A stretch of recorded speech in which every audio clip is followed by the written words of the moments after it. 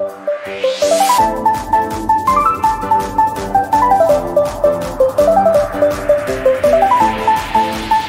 kita berdoa. Allah Bapa kami yang di surga, kami buka hati kami untuk mendengarkan firman Tuhan. Biarlah Roh Kudus-Mu ya Tuhan yang memenuhi kami, memberikan kami hikmat dan pengertian. Berbicaralah kepada kami ya Tuhan, kami siap mendengar. Di dalam nama Tuhan Yesus kami berdoa. Amin. Silakan duduk. Salam. Salam. Puji Tuhan. Bapak Ibu Saudara dikasih Tuhan, hari ini kita bersama-sama membuka Alkitab kita. Kita akan belajar dari firman Tuhan ya, dengan tema kemenangan di dalam tekanan. Kita bersama-sama membuka Alkitab kita dari kitab Keluaran pasal yang ke-17 ayat yang ke-8 sampai ayat yang ke-16. Ini merupakan lanjutan khotbah saya dari mulai pasal 16 pasal 17 tentang perjalanan bangsa Israel. Mari kita membaca berbalas-balasan. Saya membaca ayat 8, saudara ayat 9 dan seterusnya. Kita bergantian sampai ayat yang ke-16. Lalu datanglah orang Amalek dan berperang melawan orang Israel di Rafidim. Musa berkata kepada Yosua, "Pilihlah orang-orang bagi kita, lalu keluarlah berperang melawan orang Amalek. Besok aku akan berdiri di puncak bukitku dengan memegang kotak Allah di tanganku." Lalu Yosua melakukan seperti yang dikatakan Musa kepadanya dan berperang melawan orang Amalek. Tetapi Musa, Harun dan Hur telah naik ke puncak bukit.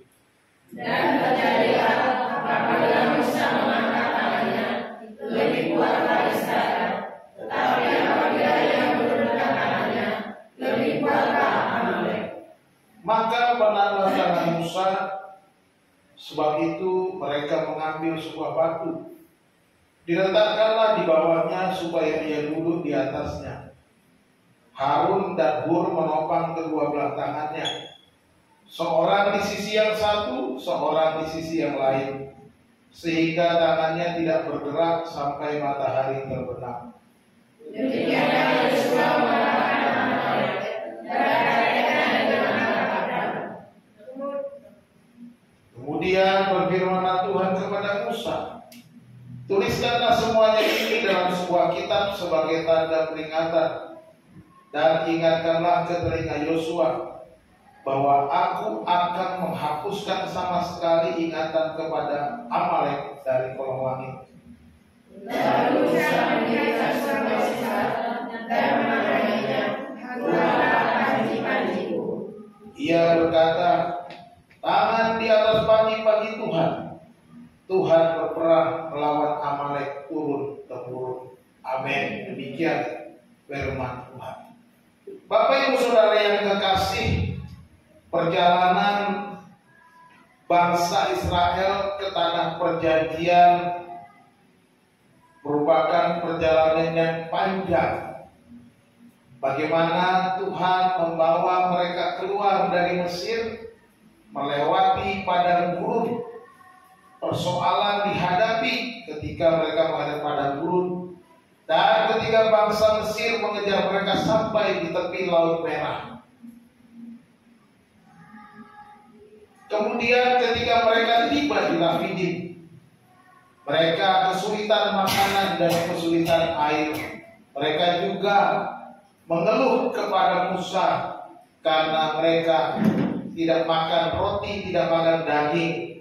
Dan ketika sampai di Rafidim tidak ada air. Persoalan selalu terjadi. Dan di Rafidim juga kita melihat, kita membaca bahwa bangsa Amalek menyerang orang-orang Israel. Amalek adalah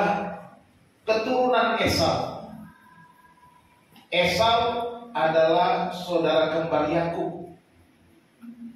Jadi kalau secara kelahiran sebenarnya bangsa Israel dengan bangsa Amalek ini masih bersaudara. Jadi Amalek ini boleh dikatakan cucunya Esau, ya, keturunan cucunya Esau. Jadi masih bersaudara, tetapi rupanya bangsa Amalek ini masih menyimpan dendam, masih menyimpan sakit hati. Nampaknya bangsa Amalek masih mengingat bagaimana keturunan Yakub, leluhur mereka Yakub, menyakiti, merebut hak kesulungan dari Esau. Dan orang Amalek ketika mendengar bangsa Israel keluar dari Mesir, dan ketika mereka sampai di Rafidim, ada tafsiran berkata bahwa bangsa Amalek juga menutupi mata air yang ada di Rafidim, sehingga orang Israel kekurangan air atau tidak mendapatkan air. Dan di sana Tuhan melakukan mukjizatnya dengan mengeluarkan air dari gunung batu dengan tongkat Allah di tangan Musa. Bapak Ibu Saudara yang dikasihi Tuhan, Tuhan mengizinkan kita menghadapi semua hal-hal itu juga di dalam kehidupan kita, dalam perjalanan kita sebagai umat pilihan Allah. Kita juga menghadapi kesulitan-kesulitan. Kita juga menghadapi persoalan, masalah. Tidak ada di antara kita yang tidak pernah menghadapi masalah. Saya percaya siapapun saudara, apakah saudara seorang yang rajin ke gereja, ataukah saudara seorang yang tidak mau atau malas-malasan ke gereja, atau saudara seorang pendoa sekalipun dengan rajin dan tekun, siapapun saudara, termasuk pendeta saudara, selalu akan menghadapi persoalan juga. Dan mengapa Tuhan mengizinkan persoalan ke tengah-tengah bangsa Israel? Tuhan ingin menyatakan kehadirannya di tengah-tengah bangsa itu. Tuhan ingin menyatakan bahwa Dia adalah satu-satunya Allah yang benar, supaya bangsa itu dapat masuk ke tanah perjanjian dan melupakan Allah orang Mesir. Mereka boleh hidup di depan Allah yang benar. Mereka hidup dengan cara yang benar, menyembah Allah yang benar, yaitu Tuhan. Demikian juga kita. Ketika kita menghadapi kesulitan demi kesulitan, Tuhan ingin supaya kita mengenal Dia lebih dekat.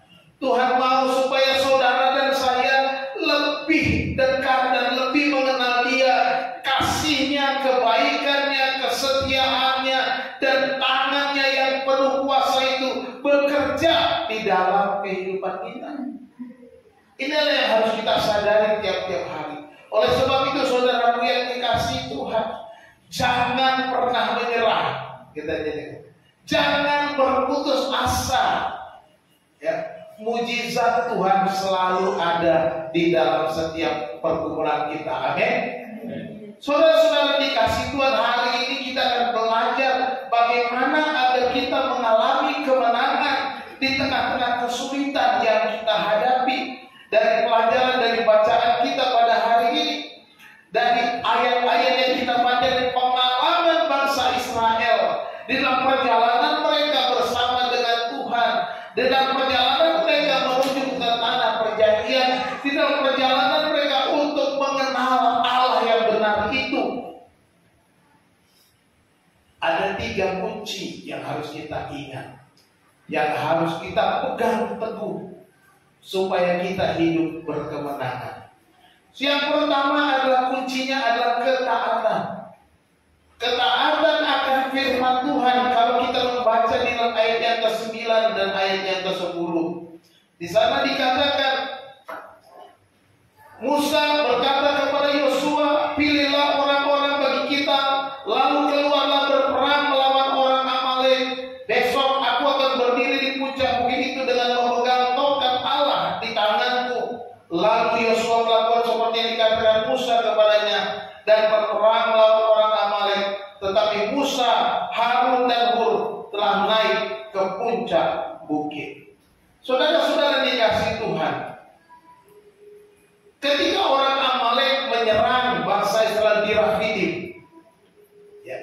Filistin mereka mendapatkan mukjizat, yaitu Allah mengeluarkan air dari gunung batu. Ketika mereka berteriak, di mana air? Mereka marah kepada Musa.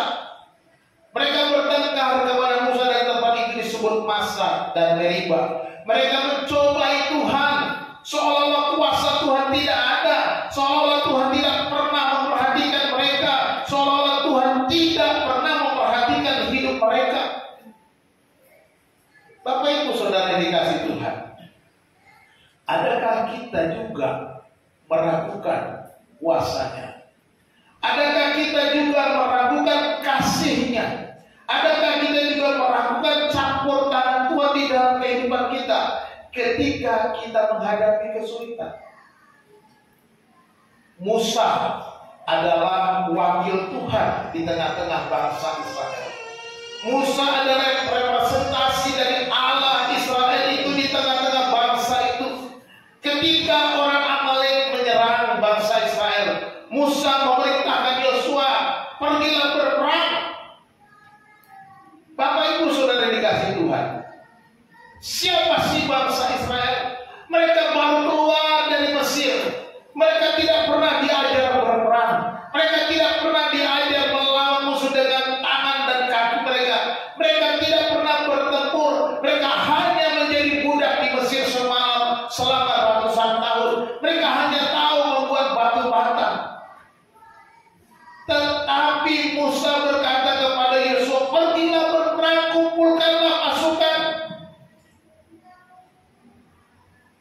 Saudara-saudara, ayat 10 lalu Yosua melakukannya.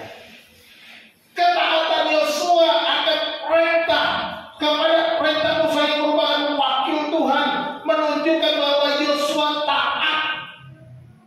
Yosua percaya apa yang dikatakan Musa kepadanya.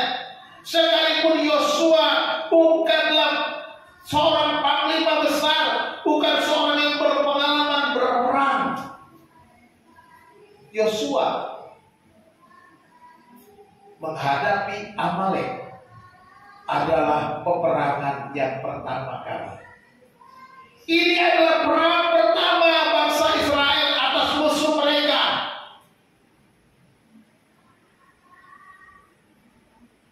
Perhatikan di sana dikatakan oleh Musa, pilihlah orang-orang bagi kita, lalu keluarlah berperang melawan orang Amalek. Perhatikan ini, Yosua diperintahkan untuk memilih orang-orang pilihan, berperang melawan orang. Tetapi dikatakan, besok aku akan berdiri di puncak bukit itu dan memegang tongkat Allah di tangan. Perhatikan, Musa memerintahkan Yosua bukan karena kehebatan Yosua. Musa memerintahkan Yosua bukan karena mereka memiliki kekuatan yang hebat, tetapi karena percaya kepada Allah. Dia berkata, aku akan berdiri di puncak bukit dan aku akan memegang tongkat Allah. Inilah yang membuat Yosua melakukan seperti yang dikatakan Musa kepadanya dan berperang melawan orang Amalek itu. Bapak Ibu Saudara dikasih Tuhan, Yosua taat akan perkataan Musa. Dia taat sepenuhnya sekalipun dia tidak punya pengalaman berperang. Dia pun pergi ke tengah-tengah bangsa Israel. Dia mulai memilih orang-orang pilihan. Dia dianggapnya cakap untuk bisa pergi bertempur, untuk bisa berperang melawan musuh mereka. Seperti yang Musa perintahkan kepadanya. Bapak Ibu yang dikasih Tuhan, waspadalah. Terkadang musuh-musuh kita datang menyerang. Terkadang musuh-musuh kita datang dari orang-orang yang dekat. Terkadang musuh-musuh kita datang dari antara keluarga dan kerabat. Seperti Amalek ini. Amalek boleh dikatakan masih kerabat dengan Israel. Ya. Tetapi menjadi musuh bebuyutan. Nah, kita juga mungkin bisa merasakan dan pernah merasakan bagaimana orang-orang di sekitar kita, orang-orang yang kita percaya justru menjadi musuh kita.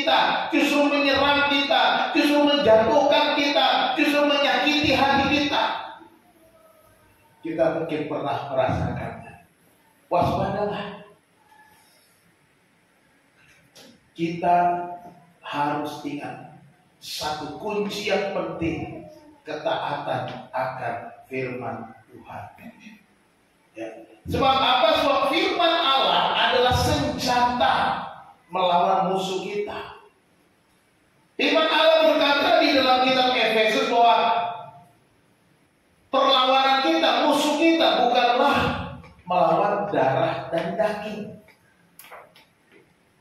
Jelas sekali. Sekalipun engkau melihat orang-orang yang membencimu, sekalipun engkau melihat orang-orang yang menyakitimu, sebenarnya firman Tuhan kata, musuhmu bukan dia, bukan darah dan daging, bukan orang yang ada di hadapanmu, bukan orang yang nyata-nyata berdiri menyakiti engkau, bukan itu musuhmu, kata.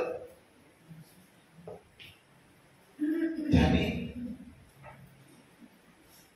kalau darah dan daging, teman kita, bisa juga saudara kita, anggota keluarga kita, teman gereja kita, bukan itu musuh kita, katanya. Jadi kita tidak perlu membalas kepada orang-orang itu. Sebab apa? Sebab musuh kita adalah pelawar pemerintah-pemerintah, penguasa-penguasa, roh-roh jahat di udara. Itu dia. Bahwa ada kuasa yang tidak kita lihat, ada kuasa roh-roh di udara itu yang memakai orang-orang di sekitar kita, yang memakai orang-orang yang ada di keliling kita, yang memakai orang-orang yang menjadi keluarga kita, saudara kita, teman kita, rekan kerja kita untuk menyerang. Jadi inilah musuh kita. Oleh sebab itu kita harus melawannya dengan firman Tuhan. Dengan percaya, karena firman Tuhan dikatakan pedang roh. Ini yang harus kita ingat. Ketika kita disakiti, ketika kita dikecewakan, ketika kita ditipu, dibohongi oleh rekan kerja kita, berdoalah untuk dia. Mintalah supaya Tuhan menjamah hatinya, supaya kita taat kepada firman, berperang bukan dengan fisik. Inilah peperangan yang sesungguhnya, yaitu peperangan rohani. Oleh sebab itu kita penting untuk bergantung kepada firman Tuhan, taat akan firman, maka akan ada kemenangan. Yosua taat apa yang Musa katakan, sehingga dia bisa memperoleh kemenangan. Dia taat apa yang Musa perintahkan karena Musa dipercaya dan diyakini oleh Yosua adalah wakil Tuhan. Apa yang dikatakan Musa merupakan perintah Tuhan bagi Yosua. Saudara-saudara, ketaatan akan firman Tuhan menolong kita untuk hidup di dalam kemenangan.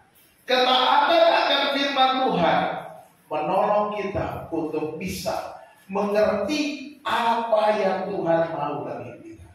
Ingatlah, ketika persoalan datang, Tuhan mau menyatakan kehadirannya. Tuhan mau menyatakan mujizatnya, Tuhan mau menyatakan kuasanya, Tuhan mau menyatakan kasihnya di tengah-tengah kita. Supaya apa? Supaya kita membuat konsep-konsep yang lama, konsep-konsep masa lalu tentang Allah, bahwa kita memikirkan bahwa Allah hanya adalah pribadi yang hanya untuk menyenangkan, memuaskan keinginan daging kita. Bukan. Allah bukan pribadi yang hanya untuk memuaskan kedagingan kita. Allah bukanlah pribadi yang menjadi jongkos kita. Bukan. Seolah-olah apa yang kita mau harus terjadi. Bukan. Allah adalah Raja yang menguasai hidup kita. Allah adalah Raja yang berhak menerima penghormatan dari kita. Allah adalah Raja yang berhak menerima kemuliaan dari kita. Sehingga ketundukan kita itu yang diperlukan. ketaatan kita, ketundukan kita kepada Allah, sehingga Allah menyatakan kasih-Nya. Kasih Allah yang besar itu akan dinyatakan kepada kita.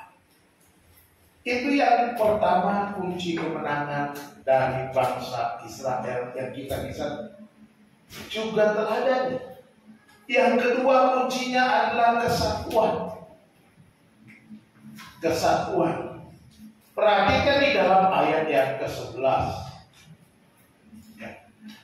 Dan terjadilah apabila Musa mengangkat tangannya dan lebih kuatlah Israel, tetapi apabila dia menurunkan tangannya lebih kuatlah Amalek. Yang luar biasa, Tuhan bekerja dengan caranya sendiri. Bukan dengan tangan Yosua, bukan dengan kekuatan Yosua, bukan dengan strategi Yosua, bukan karena kehebatan bangsa Israel itu, tetapi dikatakan terjadilah apabila Musa mengangkat tangannya lebih kuatlah Israel, tetapi apabila ia menurunkan tangannya lebih kuatlah Amalek. Musa mengangkat tongkat Allah di tangannya. Dia pegang tangan, dia angkat tangan tinggi-tinggi. Tetapi lama-lama pegel juga, ya, pegel ya. Tapi begitu lemas, orang Amalek kuat, angkat lagi, orang Israel begitu. Terjadilah perang, serang menyerang bolak-balik.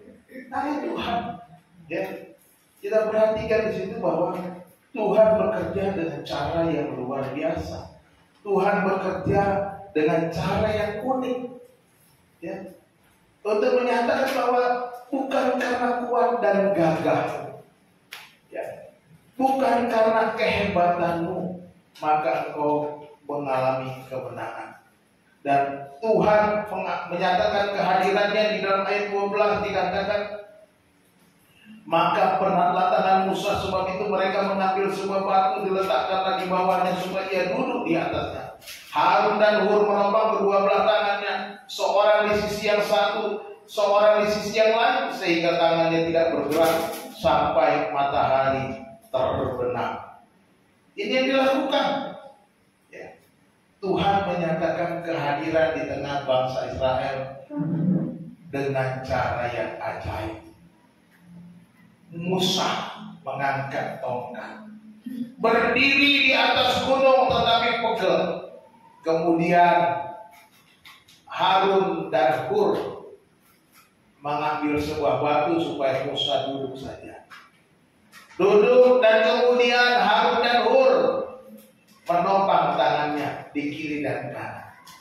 Harun, saudara tahu siapa? Harun adalah kakaknya Musa. Hur siapa?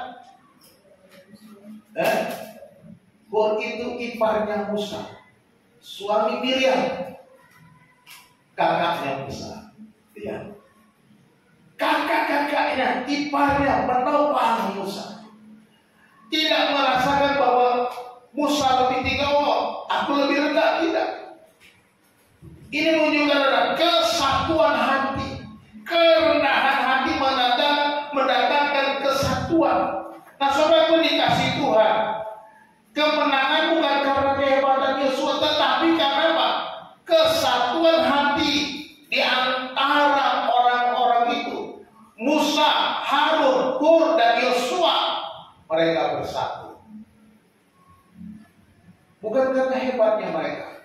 Seperti saya katakan tadi, bangsa Israel tidak pernah latihan perang, tidak pernah masuk sekolah militer, tidak pernah masuk sekolah tentara. Di antara orang di bangsa Mesir pun mereka tidak pernah ada yang menjadi tentara. Mereka semua kerja paksa. Mereka semua menjadi budak-budak yang membuat batu bata di Mesir. Tidak pernah memegang lembing, tidak pernah memegang tombak dan lain sebagainya. Tetapi mereka berperang melawan musuh mereka dan menang. Kenapa? Karena ada kesatuan, kerendahan hati. Harun dan Hur bersama-sama dengan Musa menopang Musa, percaya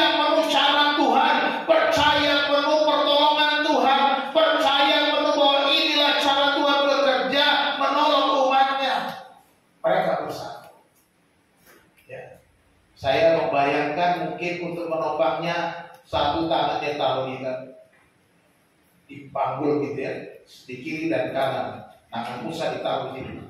Mereka berdiri di samping supaya Musa mengangkat tangan terus-menerus, supaya gak pegel. Ya. Kalau dipikir bisa saja Harun dan Hur merasa, waduh, kok ini kan gua lebih tua, masa aku yang jadi pegang-pegang tangannya dia?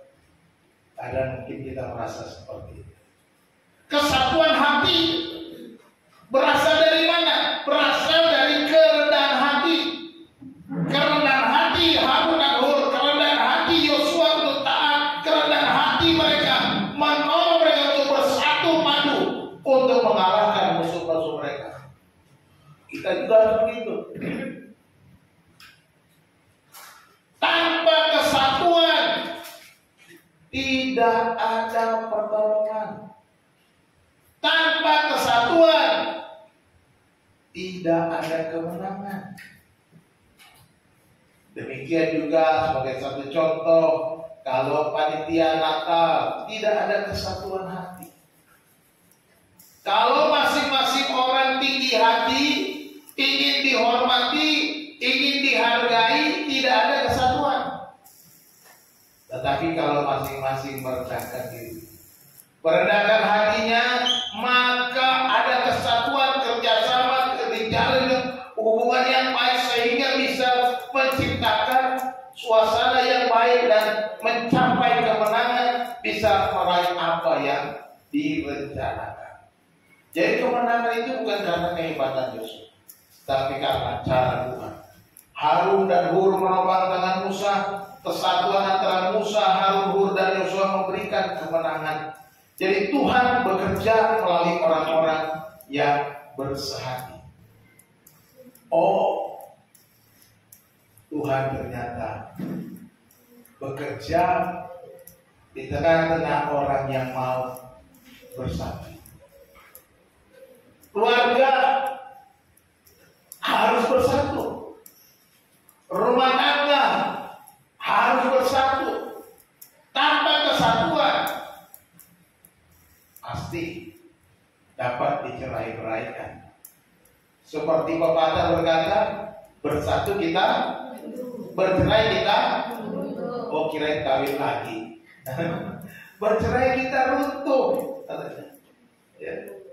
Jadi kita harus ingat baik-baik bahwa kesatuan ini menjadi kunci bagaimana Harun dan Hur dan Musa bekerja sama dan Yosua berperang dan melawan bangsa Amalek dan mereka mengalami kemenangan. Tuhan bekerja melalui orang-orang yang mau sehati sepikir. Di dalam Filipi pasal 2 diingatkan, hendaklah kamu sehati sepikir, satu tujuan dalam satu kasih. Jelas kan? Untuk apa? Supaya kita memiliki kemenangan. Ini perintahnya. Kalau kita sehati sepikir satu tujuan, maka kita akan mencapai kemenangan. Apapun profesi kita, bekerja sama, kesatuan hati merupakan kunci keberhasilan, kunci kemenangan, kunci meraih apa yang kita cita-citakan. Bapak Ibu yang saudara dan saudara-saudara yang saya kasihi, kemenangan dapat dicapai dengan ketaatan. Kemenangan dapat dicapai dengan kesatuan. Dan yang ketiga, kemenangan juga harus disertai dengan keyakinan atau iman. Ya. Keyakinan atau iman. Ayat 15 dikatakan apa ayat 15?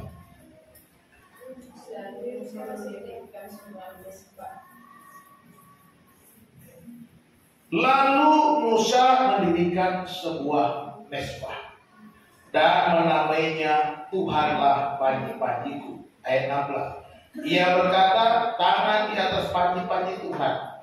Tuhan berperang melawan Amalek turun temurun. Musa memiliki keyakinan bahwa kemenangan itu hanya karena Tuhan. Itulah Musa mendirikan mezbah. Ini menjadi keyakinan iman Musa. Dan ketika dia mendirikan mezbah, dia memberi nama mezbah itu Tuhanlah panji-panjiku, atau bahasa aslinya Yehova Nisi. Ya. Kalau nggak Yehova ya Yahweh Nisi. Ada yang bilang Yahweh Nisi, ada yang bilang Yehova Nisi. Ya. Tuhanlah panji-panjiku. Musa meyakini penuh bahwa kemenangan ini karena Tuhan, karena tongkat Tuhan ada diangkat tinggi-tinggi, karena panji Tuhan ditinggikan, karena nama Tuhan ditinggikan, karena nama Tuhan dimuliakan, maka ada kemenangan. Muliakan Tuhan, tinggikan Tuhan di atas segala-galanya, maka akan ada kemenangan. Tuhanlah panji-panjiku, kata Musa, Yahweh Nisi. Dan dia berkata, Tuhan berperang melawan Amalek turun-temurun. Bapak Ibu saudara dikasih Tuhan, bangsa Amalek ini akhirnya ditumpas habis oleh Daud. Kalau kita membaca dalam kitab Samuel, kita melihat bahwa bangsa Amalek ditumpas habis oleh Daud. Dan sejak itu tidak ada lagi nama Amalek disebut-sebut di tengah-tengah bangsa Israel. Baca Alkitab. Ya. Dan Tuhan menyatakan kuasanya bahwa memang Amalek harus dilupakan selama-lamanya. Bagaimana caranya? Tinggikan Tuhan, muliakan Tuhan. Inilah cara kemenangan yang ajaib. Inilah cara Tuhan untuk memberikan kemenangan, kelepasan kepada umatnya dengan meninggikan nama Tuhan. Bukan kuat dan gagah kita.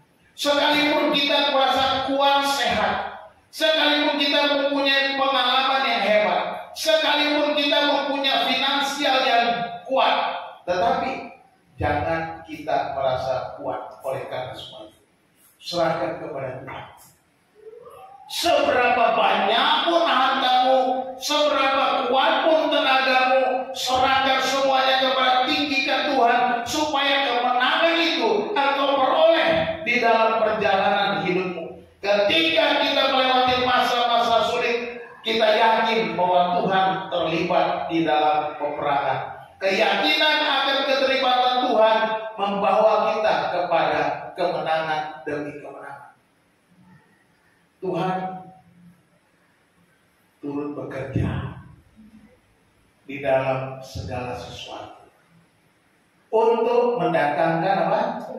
Kebaikan bagi mereka yang mengasihi Dia, yang dipanggil sesuai dengan rencana. Jelas sekali Tuhan mau terlibat di dalam kehidupan kita. Syaratnya tinggikan Dia, muliakan Dia. Bukan aku Tuhan, tetapi Engkaulah yang berperang.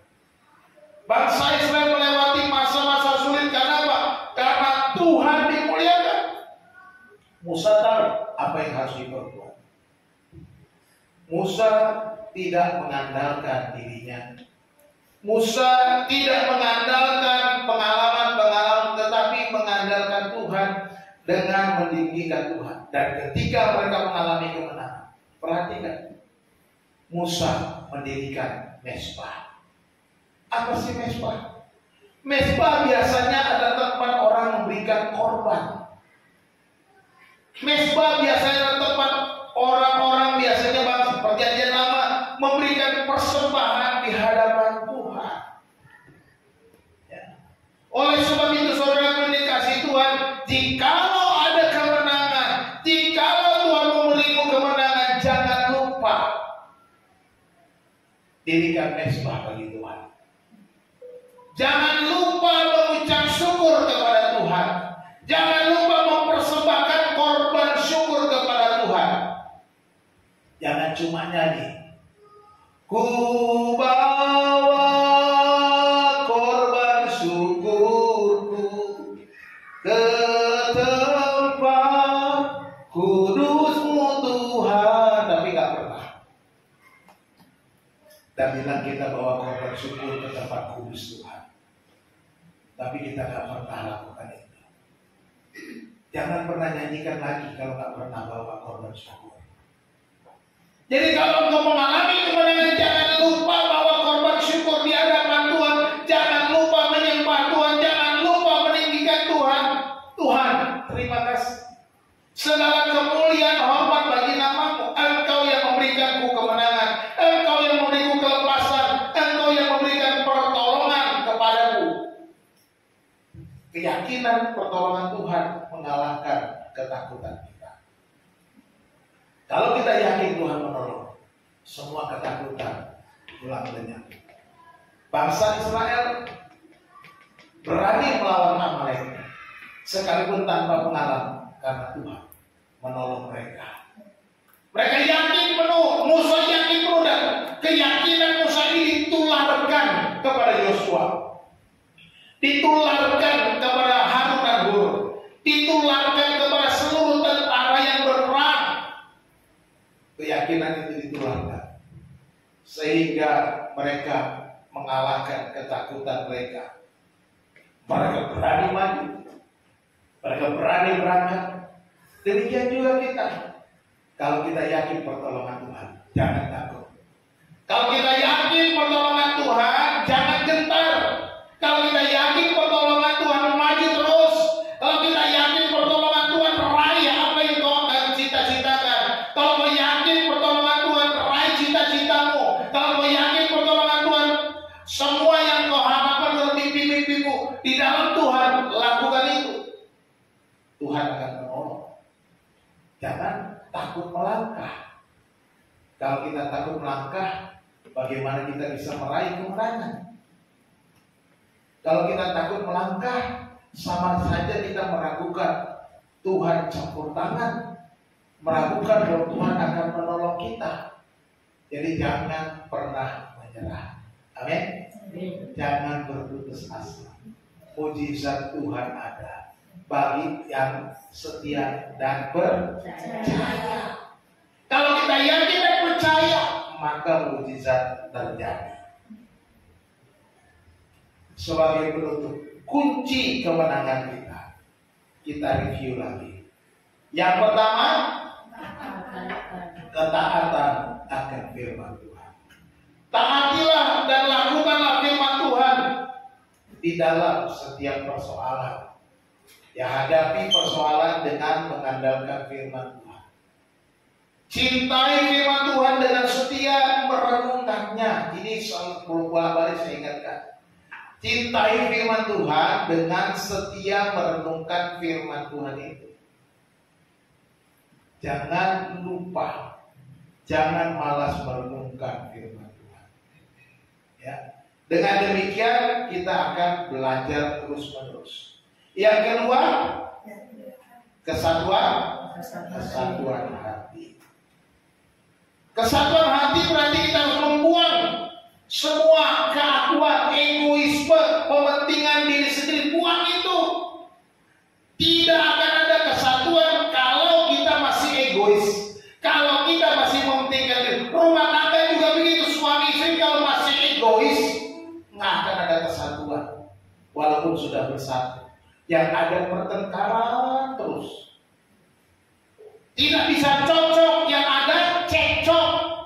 Itu terjadi kalau kita masih ego, ya, ingin dihargai, ingin dihormati, mementingkan sendiri-sendiri. Ya, semua sama.